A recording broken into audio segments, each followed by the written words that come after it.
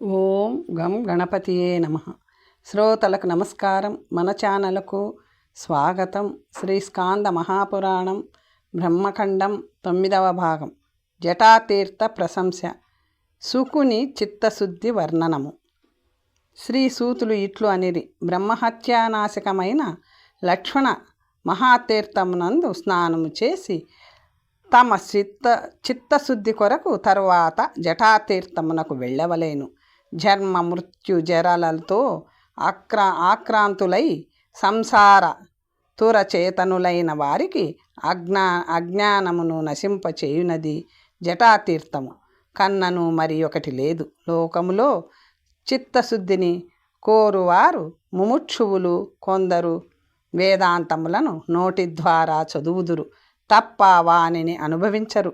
పూర్వపక్షమును గొప్ప మొసళ్ళు సిద్ధాంతములను చేపలతో సంకులమైన వేదాంతమును సముద్రములో పడిన బ్రాహ్మణులు అజ్ఞాన మోహముతో నిండిపోవుదురు. మొదట చిత్తశుద్ధి కొరకు వేదాంతము చదువువారు చదివి వాగ్వివాదము సాగించుదురు, తగాదా పడుదురు. బహు వ్యామోహ కారణమైన వేదాంతము వలన చిత్తశుద్ధి కలుగదు. అందువలన మేము వేదాంతములను గొప్పవానిగా భావించము. ఓ తాపసులారా, చిన్న ఉపాయముతో చిత్తశుద్ధిని కోరువారికి అందరకు జటాతీర్థము సేవించుము అని గట్టిగా చెప్పుచున్నాము. పూర్వము అందరికీ ఉపకారము కొరకు అజ్ఞాన నాశకమైన ఈ తీర్థమును గంధమాదనములో శంభుడు నిర్మించెను. ఓ బ్రాహ్మణులారా, రావణుని చంపిన తరువాత ధార్మికుడైన రాముడు జటలను కడిగిన తీర్థమును జటాతీర్థము అని అందురు. 60,000 సంవత్సరములుగా గంగానదిలో మునుగుట బృహస్పతి సింహరాశిలో ఉండగా గోదావరి యందు ఒకసారి స్నానము చేయుట, దేవగురువు సింహరాశిని పొందగా చేయు 1000 కొలది స్నానములు సంవత్సరములో గోమతీ స్నానము వలన లభించు శుద్ధి అంతయు జటాతీర్థ దర్శనము వలన లభించును. ఓ బ్రాహ్మణులారా, జటాతీర్థములో స్నానము చేసిన నరులకు అంతఃకరణ శుద్ధి లభించును. తరువాత అజ్ఞానము కూడా నశించును. అజ్ఞానము నశించగా జ్ఞానము లభించును. తరువాత ముక్తి లభించును. తరువాత అఖండ సచ్చిదానంద సంపూర్ణుడు కాగలడు. ఇచ్చట ప్రాచీనమైన ఒక ఇతిహాసమును ఉదహరించెదను. వ్యాసుడు శుకుడు తండ్రి కుమారులు. భావితాత్ముడైన అచ్యుతుడైన మునివరుడైన పారంపర్య విశేషజ్ఞుడైన సర్వశాస్త్ర కోవిదుడైన కృష్ణుని అనగా వ్యాసుని శిరస్సుతో నమస్కరించి శుకుడు ఈ విధముగా అడిగెను. శ్రీ శుకులు ఇట్లు పలికిరి: భగవాన్, ఓ తండ్రి, సర్వజ్ఞుడ, ఉత్తమమైన రహస్యమును చెప్పవలేను. అంతఃకరణ శుద్ధి అట్లే అజ్ఞాన నాశనము, జ్ఞానోదయము, చివర శాశ్వతమైన ముక్తి దేని వలన లభించును? నాకు ఈవేళ స్నేహముతో ఆ ఉపాయమును చెప్పుము. వేదాంతములు, ఇతిహాసములు, సంపూర్ణ పురాణములు మీ ద్వారా నేను చదవగలను అని నా మనస్సును శుద్ధిపరచలేవు. అందువలన నాకు చిత్తశుద్ధి ఎట్లు కలుగునో దానిని చెప్పవలసినది అని శుకుడు వ్యాసుని అడుగగా, అప్పుడు వ్యాసుడు ఆ అవిద్యానాశనమైన రహస్యమును ఇట్లు చెప్పసాగెను. సుఖ, అవిద్యాగ్రంథిని భేదించు రహస్యమైన దానిని నీకు చెప్పుదును. పురుషులకు బుద్ధిని శుద్ధి చేయునది, జన్మాది భయమును నశింపచేయునది. రామసేతువు యందు మహాపుణ్యప్రదమైన గంధమాదన పర్వతమునందు పాపములను సంహరించునది జటాతీర్థము అనునది ప్రసిద్ధమైన తీర్థము కలదు. హరి అయిన రాముడు ఇచ్చట స్వయముగా తన జటలను శుద్ధి చేసుకొనెను. దశరథ రాముడు తీర్థమునకు అతి పావనమైన జటాతీర్థమునకు వచ్చి స్నానము చేసిన వారికి అంతఃకరణ శుద్ధి కలుగును అని వరమును కూడా ఇచ్చెను.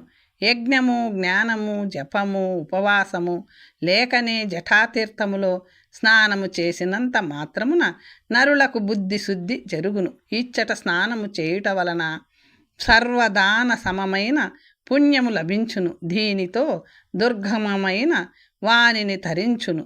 పుణ్యలోకములను పొందగలుగును. శుభ ఉదకములు గల జటాతీర్థములో స్నానము చేసి మహత్వమును పొందగలరు.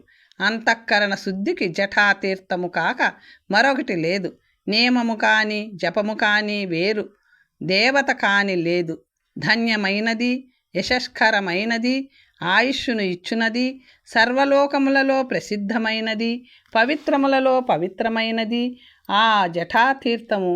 ఓ సుఖ, అన్నీ ఇచ్చునది, సర్వలోకములలో ప్రసిద్ధమైనది, పవిత్రములలో పవిత్రమైనది ఆ జటాతీర్థము. ఓ సుఖ, అన్ని పాపములను నశింపచేయునది, మంగళముల కన్నా మంగళప్రదమైనది.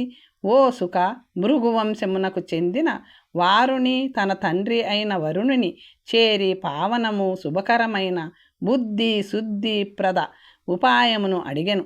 వరుణుడు అతనికి బుద్ధి శుద్ధిని చేయి శుభమైన దానిని చెప్పెను. వరుణుడు, ఓ భృగు, రామసేతువు యందు పుణ్యప్రదమైన గంధమాదన పర్వతమునందు స్నాన మాత్రమున బుద్ధి శుద్ధి తప్పక జరుగును. అతడు తండ్రి ఆజ్ఞ ప్రకారము వెంటనే వరుణాత్మజుడైన భృగువు జటాతీర్థమునకు వెళ్ళి స్నానము చేసి బుద్ధి శుద్ధిని పొందెను. అజ్ఞాన సంతానము నశించి ఆ శుద్ధితో భృగువు అద్వైత విజ్ఞానమును పొందినవాడై తన తండ్రి అయిన వరుణుని నుండి అఖండ సచ్చిదానంద పూర్ణాకారుడు అయ్యెను. ఓ సుఖ, శంకరాంశుడైన దుర్వాసుడు జటాతీర్థములో స్నానము చేసి త్వరగా శుద్ధిని పొంది బ్రహ్మానందమయుడైనాడు. విష్ణాంశమైన దత్తాత్రేయుడు కూడా ఈ తీర్థములో అభిషేకము వలన శుద్ధాంతఃకరుణుడై బ్రహ్మకారుడైనాడు. అజ్ఞాన నాశనము కోరువారు జటాతీర్థమునందు శుద్ధతమైన పుణ్యమైన సర్వపాపనాశకరమైన దీనిలో స్నానము చేయవలేను. అందువలన ఓ సుఖ, మహామతి, నీవు కూడా జటాతీర్థమునకు పోయి మనఃశుద్ధిని ఇచ్చు పుణ్యప్రదమైన దాని యందు స్నానము కూడా చేయుము. ఇట్లు తండ్రి వ్యాసుడు కుమారుడైన శుకునితో అనగా అతడు అప్పుడు రామసేతువును మహాపుణ్యమైన గంధమాదన పర్వతమునందు విశుద్ధినిచ్చు జటాతీర్థమందు స్నానము చేయుటకు వెళ్ళెను. జటాతీర్థములో సుఖముని సంకల్పపూర్వకముగా స్నానము చేసి మనఃశుద్ధిని పొంది అజ్ఞానము నశించి పరమానంద రూపమైన స్వస్వరూపమును పొందెను. ఓ బ్రాహ్మణులారా, మనఃశుద్ధి కాములైన ఇతరులందరూ భక్తిపూర్వకముగా జటాతీర్థమునందు స్నానము చేయవలేను. కామధేనువుతో సమానమైన జటాతీర్థము ఉండగా ఇతరమైన తుచ్చమైన వానిపై మోహముతో కొందరు రమించుచుందురు. ముక్తి కాముడు ముక్తిని, భుక్తి కాముడు భుక్తిని పొందగలడు. జటాతీర్థములో స్నానము చేయుట వలననే ఇవి లభించును. నేను నిజమును చెప్పి తిని. ఓ ద్విజులారా, వేద పఠనము వలన పుణ్యమైన యజ్ఞము వలన దాన తపస్సుల వలన ఉపవాస జపయోగాదుల వలన నరులకు మనఃశుద్ధి కలుగును. ఇవి ఏవియూ లేకుండా అతి పావనమైన జటాతీర్థములో స్నానము చేసినంత మాత్రముననే బ్రాహ్మణులకు మనఃశుద్ధి తప్పక కలుగును. జటాతీర్థ మహత్యమును నేను వర్ణింపలేను. శంకరుడు, విష్ణువు, బ్రహ్మ ఆ తీర్థము గురించి తెలుసుకుని ఉండిరి. జటాతీర్థముతో సమానమైనది గతములో లేదు, భవిష్యత్తులో కలుగదు. జటాతీర్థ తీరమునందు క్షేత్రపిండము చేసిన వారు గయాశార్ధ సమానమైన పుణ్యమును పొందుదురు. జటాతీర్థములో స్నానము చేసిన నరుడు పాపలిప్తుడు కాదు, దారిద్ర్యమును పొందడు, నరకార్ణవమును చేరడు. ఈ విధముగా ఓ విప్రులారా, మీకు జటాతీర్థ వైభవమును చెప్పి తిని. పాప విమోచనమైన దీని యందు యోగి అయిన వ్యాససుతుడు స్నానము చేసి అద్వైత జ్ఞాన సాధనమైన మనఃశుద్ధిని పొందెను. ఈ అధ్యాయమును చదివినవారు, శ్రద్ధతో వినినవారు పాపములను పోగొట్టుకొని వైష్ణవ పదమును చేరుకొందురు. లక్ష్మీతీర్థ ప్రశంస ధర్మపుత్ర నిరతి శయ సంపద లాభ వృత్తాంతము. సర్వపాతక నాశకమైన జటాతీర్థమను పేరుగల తీర్థములో స్నానము చేసి విశుద్ధాత్ముడైన తరువాత లక్ష్మీతీర్థమునకు వెళ్ళవలేను. లక్ష్మీతీర్థములో ఏ ఏ కోరికలను ఉద్దేశించి స్నానము చేయుదురో ఆయా ఆయా కోరికలను వారు పొందగలరు. అది దారిద్ర్యమును తగ్గించున్నది, మహాధ్యాన సమృద్ధిని ఇచ్చున్నది, మహా దుఃఖమును శమింపచేయునదియు, మహాసంపదను వృద్ధి పొందించున్నది. ఈచ్చర ధర్మరాజు స్నానము చేసి మహా ఐశ్వర్యమును పొందెను. ఇంద్రప్రస్థములో ఉండగా శ్రీకృష్ణునితో ప్రేరేపింపబడి లక్ష్మిని పొందెను. ఋషులు లక్ష్మీతీర్థములో స్నానము చేయుట చేత ధర్మపుత్రుడు కృష్ణుని మాటల వలన ఐశ్వర్యము పొందిన విధమును మాకు చెప్పుము అని అడిగిరి. శ్రీసూతుడు ధృతరాష్ట్రుని చేత పంపబడి ఇంద్రప్రస్థమునందు మహాబల పరాక్రమ వంతులు పాండవులు 5 ఉండెడివారు. వారిని చూచుటకు ఒకసారి కృష్ణుడు ఇంద్రప్రస్థమునకు పోయెను. ఆయనను చూచి పాండవులు ఉత్సాహము కలవారై పరమానంద భరితులై తమ గృహమునకు తీసుకొని వెళ్ళిరి. ఆ పట్టణములో కొంతకాలం కృష్ణుడు ఉండెను. ఒకసారి ధర్మరాజు కృష్ణుని ఆహ్వానించి పూజించి వాసుదేవుని, జగత్పతిని, పుండరీకాక్షుని ఈ విధముగా అడిగెను: ఓ కృష్ణ, ఏ ధర్మముతో మనుష్యుడు మహా ఐశ్వర్యమును పొందుచున్నాడో దానిని మాకు తెలియజేయము అని ధర్మరాజు అనగానే కృష్ణుడు ధర్మరాజుతో ఈ విధముగా అనెను: ఓ మహాభాగా, ధర్మపుత్ర, గంధమాదన పర్వతమునందు ఐశ్వర్యమునకు కారణమైన లక్ష్మీతీర్థమని ప్రసిద్ధిగల తీర్థము కలదు. అచ్చట నీవు స్నానము చేయుము, నీకు ఐశ్వర్యము లభించును. అచ్చట స్నానము చేయుట వలన ధన ధాన్య సమృద్ధి పెరుగగలదు. పాలివారు నశించుదురు, వీరి క్షాత్రము పెరుగగలదు. లక్ష్మి అను పేరు గల పుణ్యప్రదమైన తీర్థమునందు పూర్వ దేవతలు స్నానము చేసిరి. ఆ పుణ్యముతో అన్ని ఐశ్వర్యములను పొందిరి. మహాపరాక్రమవంతులైన రాక్షసులను యుద్ధములో చంపిరి. వారికి భూమి, లక్ష్మి, ధర్మము సిద్ధించినవి. ఆ తీర్థములో స్నానము చేసిన వారికి ధర్మము త్వరలోనే కలుగును. తపస్సుతో, యజ్ఞములతో, దానములతో, ఆశీసులతో ఐశ్వర్యము లభించినట్లుగా లక్ష్మీతీర్థములో స్నానము చేయుట వలన పాపములు అన్నియు నశించి విఘ్నములు అన్నియు నాశనము కాగలవు. వ్యాధులు నశించును. లక్ష్మీతీర్థ స్నానము వలన లోకములో విపులమైన శ్రేయస్సు లభించును.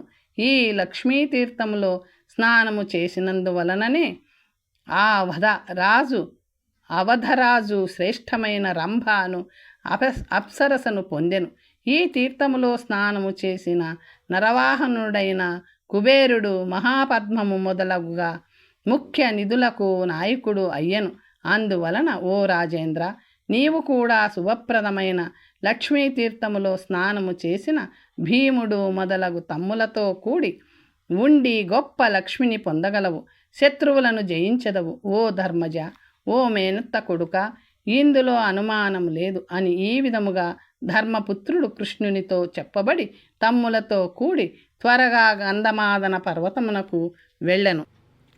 మహదైశ్వర్య కారణమైన లక్ష్మీతీర్థమునకు వెళ్ళి తమ్ములతో కూడి నియమము కలవాడై ధర్మరాజు తమ్ములతో కూడి నియమపూర్వకముగా సర్వ పాతకములను నశింపచేయు లక్ష్మీతీర్థము నీటియందు 1 రోజులు స్నానము చేసెను. అనేకముగా గోభూతిల హిరణ్యాదులను బ్రాహ్మణులకు ఇచ్చెను. తరువాత తమ్ములతో కూడి ధర్మపుత్రుడు ఇంద్రప్రస్థమునకు పోయెను.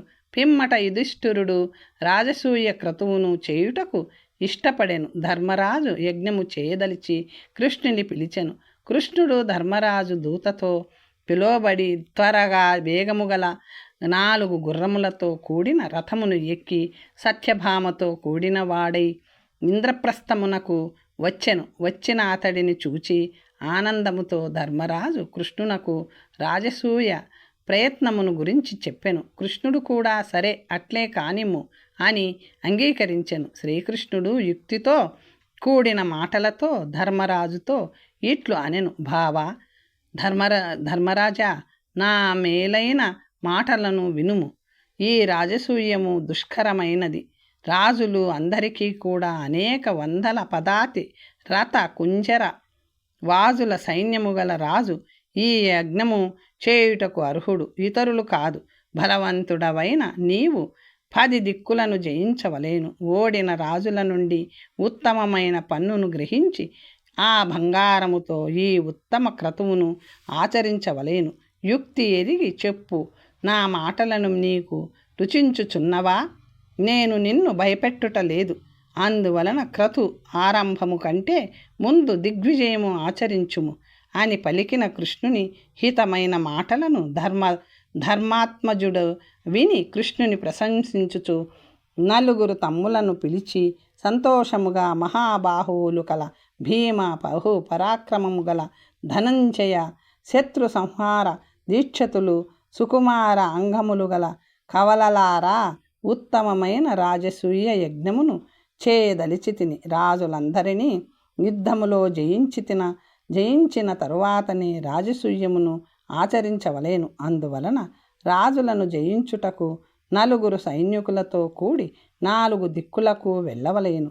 మీరు పరాక్రమవంతులు, మీరు తెచ్చిన ద్రవ్యముతో మహాయజ్ఞమును చేయుదును అని ధర్మరాజు చెప్పగా వృకోధరుడు మొదలగువారు సాదరముగా ప్రసన్నవదనులై ధర్మపుత్రానుజులు పాండవులు పురము నుండి రాజులు జయించు కొరకు అన్ని దిక్కులకు వెళ్ళిరి. వారు రాజులను అందరినీ జయించి 4 దిక్కుల యందు ఉన్న వారిని చాలామంది రాజులను పాండవులు తమ అధీనమునందు ఉంచుకొని వారు ఇచ్చిన లెక్కలేని ధనమును, ఉత్తమమైన దానిని తీసుకొని కృష్ణుని ఆశ్రయించి త్వరగా తమ నగరమునకు వచ్చిరి.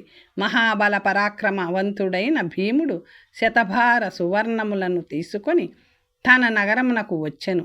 సువర్ణముల సహస్ర భారమును తీసుకొని అర్జునుడు మహాబల పరాక్రమశాలి శక్ర ప్రస్థానమునకు ఇంద్రప్రస్థ నగరమునకు వచ్చెను. శతభార సువర్ణములను గ్రహించిన నకులుడు కూడా తేజశాలి శక్రప్రస్థపురమునకు వచ్చెను. విభీషణుడు ఇచ్చిన బంగారు తాళములను 14 దక్షిణ దేశపు రాజులు ధన సంచయమును తీసుకొని సహదేవుడు కూడా తన నగరమునకు వచ్చెను.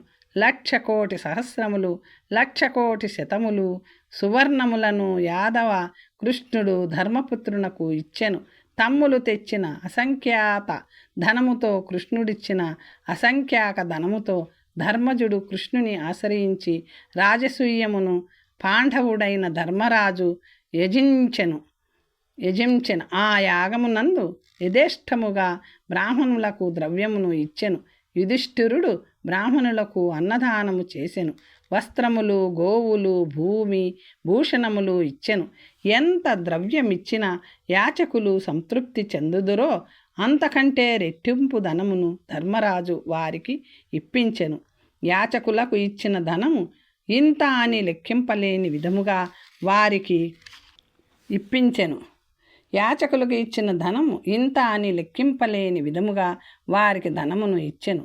బ్రహ్మకోటులు అర్తులకు ఇవ్వబడుచున్న ధనములను చూచి రాజు సర్వస్వము ఇచ్చినాడని జనులు అనుకొనిరి. అనంతమైన కోశాగారమును, అనంతమణి కాంచనములను చూచి అర్తులకు స్వల్పమే ఇచ్చిరని అప్పుడు జనులు అనిరి. ఈ విధముగా రాజసూయ యజ్ఞము చేసి ధర్మపుత్రుడు తమ్ములతో కలిసి బహువిత్త సమృద్ధి కలవాడై ఆ పట్టణములో ఆనందించసాగెను. లక్ష్మీ తీర్థ మహాత్యము వలన ధర్మపుత్రుడు యుధిష్ఠిరుడు ఇదంతయును పొందెను. ఓ విప్రులారా, ఇది తీర్థ వైభవము. ఈ తీర్థము మహాపుణ్యప్రదము, మహాదారిద్ర్య నాశకము, ధనధాన్యప్రదము, మహాపాతక నాశకము, మహానరకాన్ని సంహరించున్నది, మహాదుఃఖ నివర్తకము, మోక్షమును ఇచ్చున్నది, స్వర్గమును ఇచ్చున్నది, నిత్యమైనది, మహారుణ విమోచకమైనది, సుకళత్రమును ఇచ్చున్నది, సుపుత్రులను కూడా ఇచ్చున్నది. ఈ తీర్థముతో సమానమైన తీర్థము గతములో లేదు, భవిష్యత్తులో కలుగదు. ఈ తీర్థము దుస్వప్న నాశకము, పుణ్యమైనది, అన్ని అభిష్టములు నెరవేర్చున్నది. ఈ లక్ష్మీతీర్థ వైభవమును మీకు చెప్పితిని. ఈ అధ్యాయమును చదివినవారు, భక్తితో విన్నవారు ధనధాన్య సమృద్ధి కలిగి ఉందురు. అనుమానము లేదు. ఈ లోకమున సకల భోగములను అనుభవించి దేహాంతమునందు ముక్తిని పొందుదురు. అగ్నితీర్థ ప్రశంస. సీత అగ్ని ప్రవేశం. శుభమైన సర్వైశ్వర్యమైన లక్ష్మీతీర్థమునందు స్నానము చేసిన నరులు తర్వాత అగ్నితీర్థమునకు వెళ్ళవలేను. మహాపుణ్యము, మహాపాతక నాశకము, ఉత్తమ తీర్థము, అన్ని కోర్కెలకు ఒకే సాధనమైనది అగ్నితీర్థము. భక్తితో స్వపాప పరిశుద్ధి కొరకు నరుడు అచ్చట స్నానము చేయవలేను. ఓ మునీశ్వర, దానికి అగ్నితీర్థమను పేరు ఎట్లు వచ్చినది? ఈ అగ్నితీర్థము ఎచ్చట ఉన్నది? దాని వైభవం ఎట్టిది? శ్రద్ధ కలిగిన మాకు దీనిని విస్తారముగా తెలియజేయుడు అని అడిగిరి. శ్రీసూతులు ఇట్లు చెప్పిరి: మునులారా వినుడు, మీరు బాగుగా అడిగితిరి. పూర్వము రాముడు పరిజనములతో సహా రావణుని చంపి లంకయందు విభీషణుని రాజుగా నిలిపి సీతా సౌమిత్రులతో కూడి దశరథ సిద్ధచారణ గంధర్వ దేవ అప్సరస గణములతో పొగడబడుచు మునిగణములతో ఆశీర్వదింపబడి తీర్థమును చూడదలిచి అసహ్య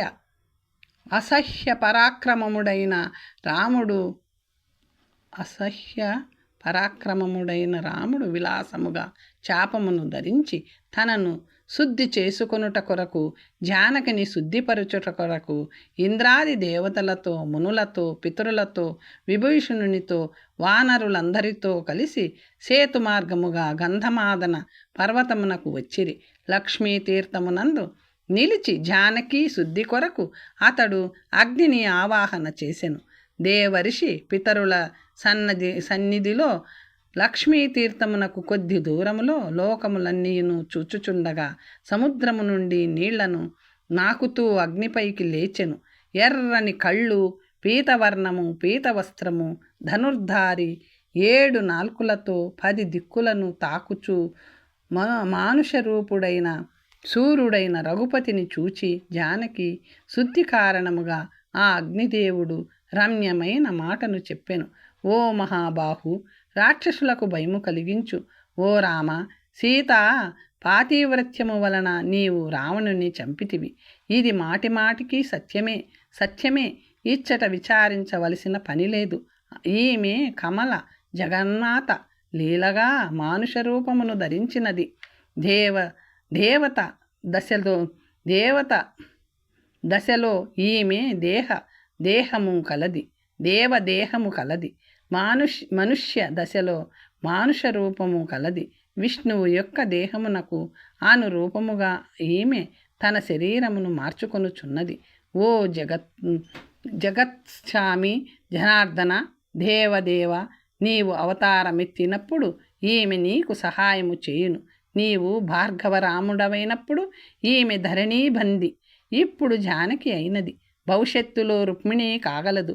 ఇతర అవతారములలో ఈమె విష్ణువునకు సహాయము చేయునది. అందువలన నా మాట ప్రకారము ఓ రామ, ఈమెను స్వీకరించుము అనెను.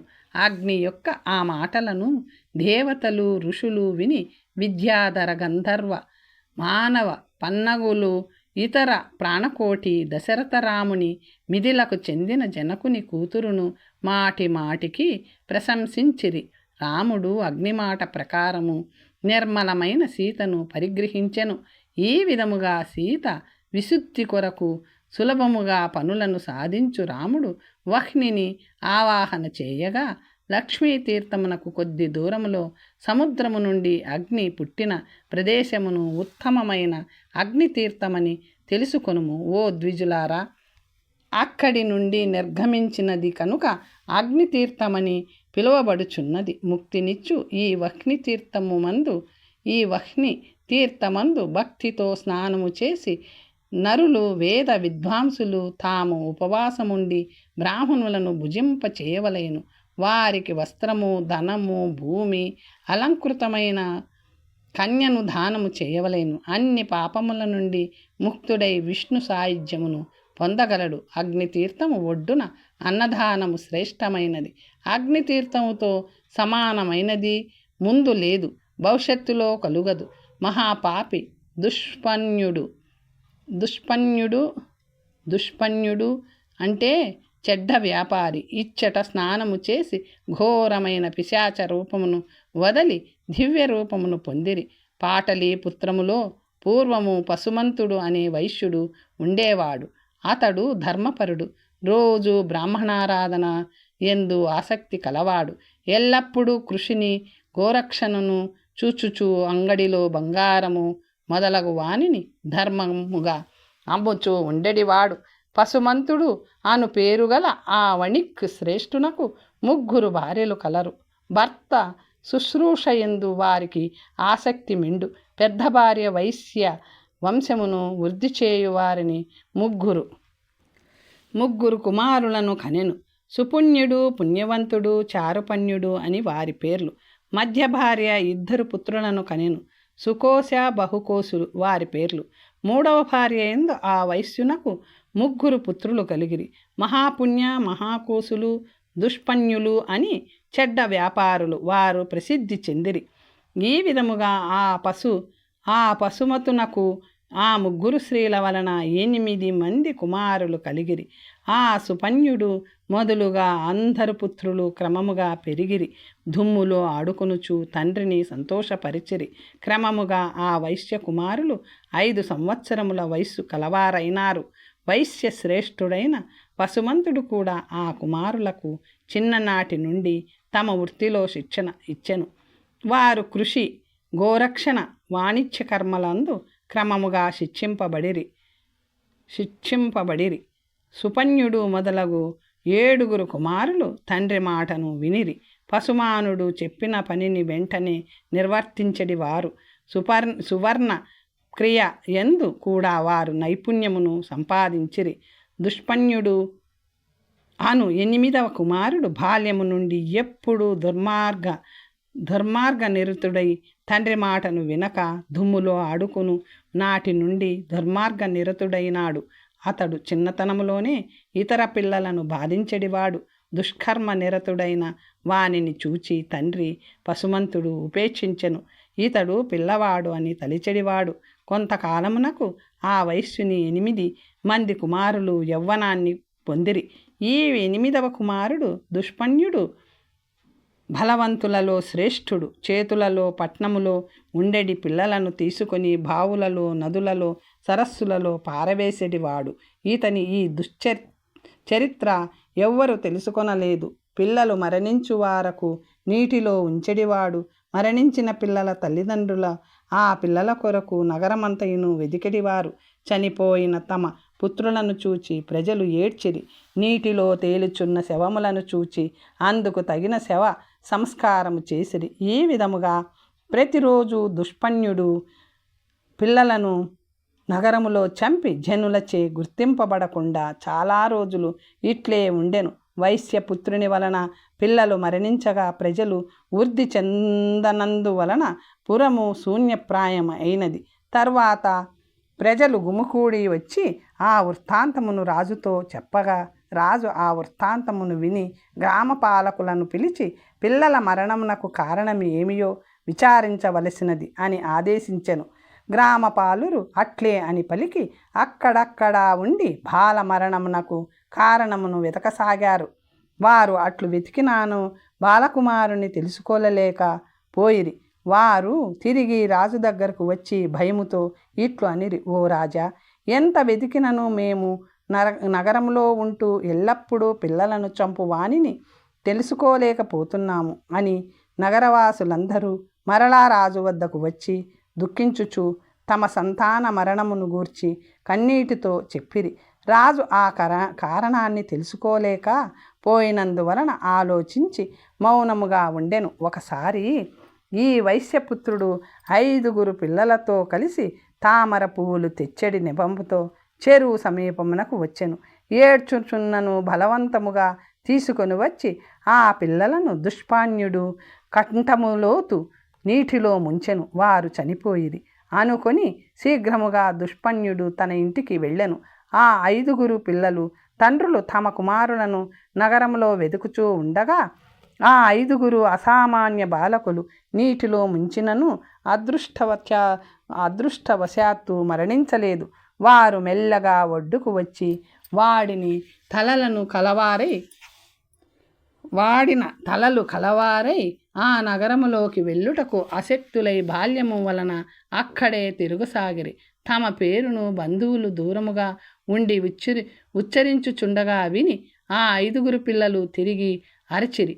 దానిని వారి పితరులు విని ఆ సరస్సు తీరమునకు వచ్చి బ్రతికిన తమ పిల్లలను చూచి చాలా ఆనందపడిరి. ఇదేమి అని తల్లిదండ్రులు అడుగగా ఆ పిల్లలు అప్పుడు తమ బంధువులకు ఇది దుష్పన్యుని పని అని చెప్పిరి. తర్వాత విషయము తెలుసుకొని ప్రజలు రాజు దగ్గరకు వచ్చి 5 చెప్పిన వృత్తాంతమును దుష్పన్యుడు చేసిన దానిని చెప్పిరి.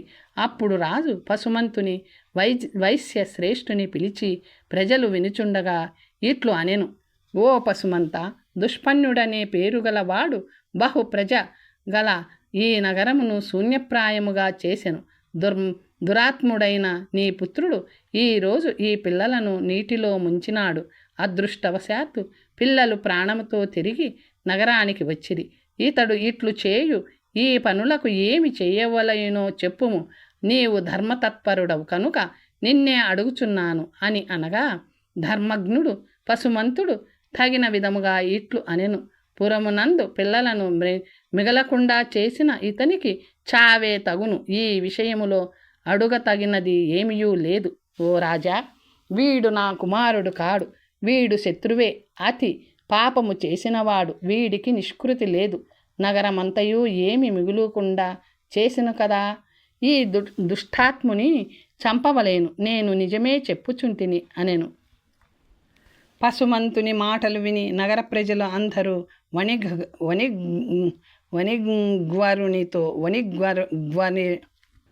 వణిగ్వరుని పొగుడుచు రాజుతో ఇట్లు అనిరి.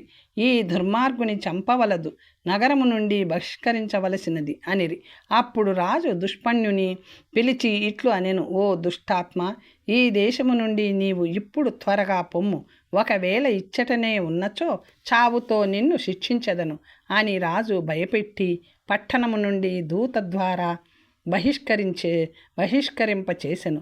దుష్పన్యుడు ఆ దేశమును వదిలి భయముతో ముని మండలముతో నిండిన అడవికి వెళ్ళెను. అక్కడ కూడా ఒక మునికుమారుని అతడు నీటిలో ముంచెను.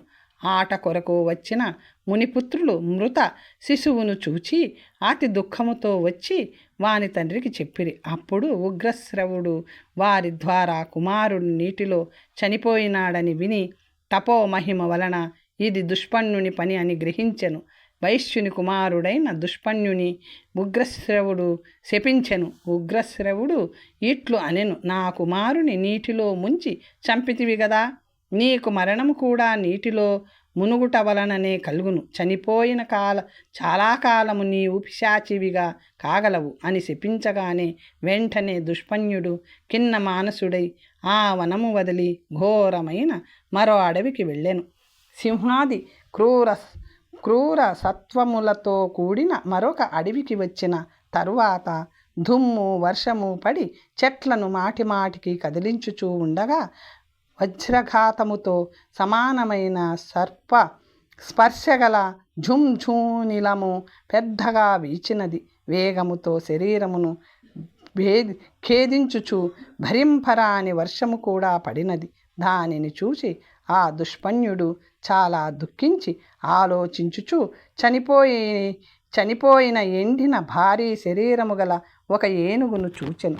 గాలి వర్షము వీటిని సహించలేని వాడై ఏనుగు ముఖము ద్వారా దాని కడుపులోనికి ప్రవేశించెను. అందులో ప్రవేశించగానే ఇంకా ఎక్కువ వర్షము పడినది. ఆ వర్షపు నీటితో పెద్ద ప్రవాహము ఏర్పడినది. ఆ ప్రవాహముతో అడవిలో ఒక నది ఏర్పడినది. ఆ వర్షపు నీటితో ఏనుగు కడుపు నిండి తేలుతూ ప్రవాహంలో రంధ్రము లేకుండా అయిపోయినది. రంధ్రము లేని నీటితో నిండిన ఏనుగు కడుపు నుండి దుష్పన్యుడు బయటికి రాలేకపోయెను.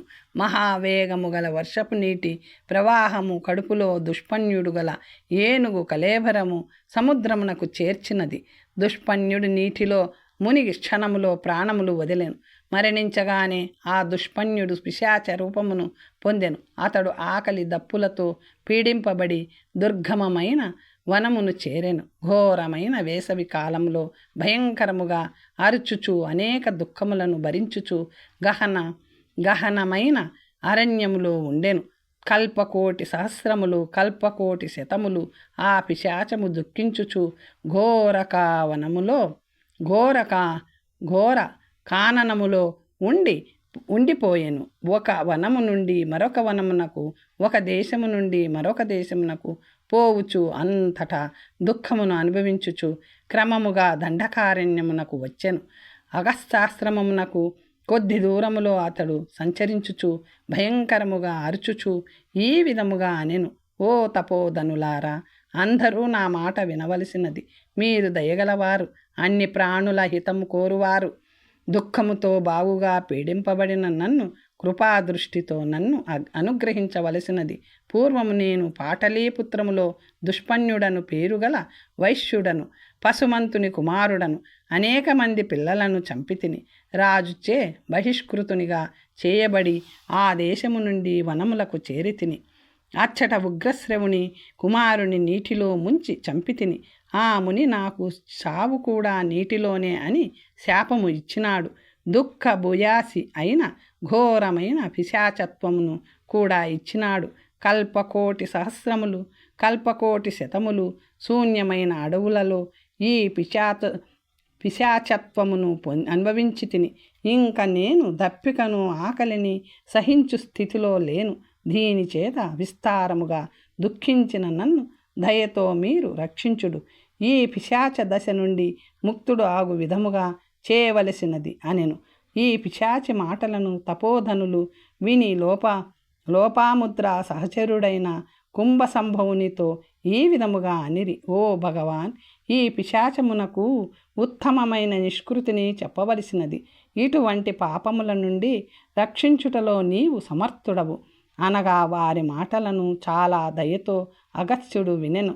సుతీక్ష్ణుడు అనే ప్రియశిష్యుని పిలిచి ఈ విధముగా అనెను: సుతీక్షణ, గంధమాదన పర్వతమునకు త్వరగా పొమ్ము. అక్కడ పాపనాశకమైన అగ్నితీర్థము కలదు. ఓ మహామతి, పిశాచమోచనము కొరకు అక్కడ స్నానము చేయుము. అక్కడ సంకల్పపూర్వకముగా పిశాచము కొరకు నీవు స్నానము చేసిన పిశాచ భావమును వదిలి నీవు దివ్యత్వమును పొందగలవు. ఆ తీర్థ సేవనము కాక నీకు నిష్కృతి మరొక విధముగా లేదు. అందువలన ఓ సుతీక్షణ, దయతో ఈ పిశాచమును రక్షించుము అని అగస్త్యుడు చెప్పగానే సుతీక్షణుడు గంధమాదనమునకు వచ్చి దయగలవాడై పిశాచము కొరకు సంకల్పించి అగ్నితీర్థములో అక్కడ పిశాచము కొరకు నియమముగా 3 రోజులు స్నానము చేసెను. రామనాథము మొదలగు తీర్థములను సేవించి ఆ తీర్థము తీసుకొని సుతీక్షణుడు తన ఆశ్రమమునకు వచ్చెను. ఆ తీర్థ ప్రోక్షణముతో వెంటనే అతడు పిశాచత్వమును వదిలి ఆ తీర్థ వైభవం వలన దివ్యత్వమును పొందెను. సుతీక్షణుడకు అగస్త్యునకు అట్లే ఇతర తపోధనులకు మరలా నమస్కరించి విమానమును ఎక్కి దివ్య స్త్రీలతో కూడుకొని ఆనందముతో వారితో పోయి వచ్చేదనని తెలిపి త్వరగా స్వర్గము అధిరోహించెను. దేవతలతో కూడా పూజింపబడెను. అగ్నితీర్థ మహత్యము వలన వైశ్యకుమారుడు దుష్పన్యుడు శాపము వలన వచ్చిన పిశాచత్వమును వదిలి ఈ విధముగా దివ్యత్వమును పొందెను. ఇట్టి దానిని అగ్నితీర్థ వైభవమును మీకు చెప్పితిని. ఈ అధ్యాయమును చదివినవారు, భక్తితో విన్నవారు పిశాచమోచనము అను కథను విని సర్వపాపముల నుండి ముక్తులు అగుదురు. ఈ లోకములో భోగములను అనుభవించి పరమందు సుఖమును పొందగలరు. తరువాత కథ వచ్చే భాగంలో తెలుసుకుందాం. నమస్తే.